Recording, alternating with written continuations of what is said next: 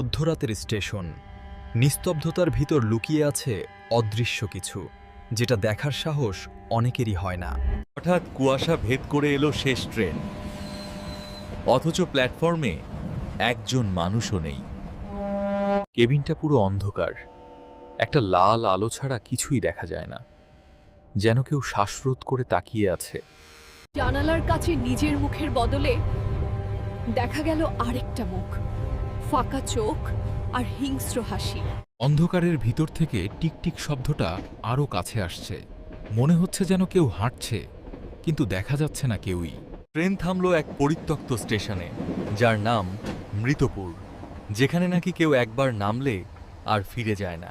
হঠাৎ পিছন থেকে ঠান্ডা এক হাত তার কাঁধে পড়ল, আর সে বুঝল এটা মানুষের হাত নয়।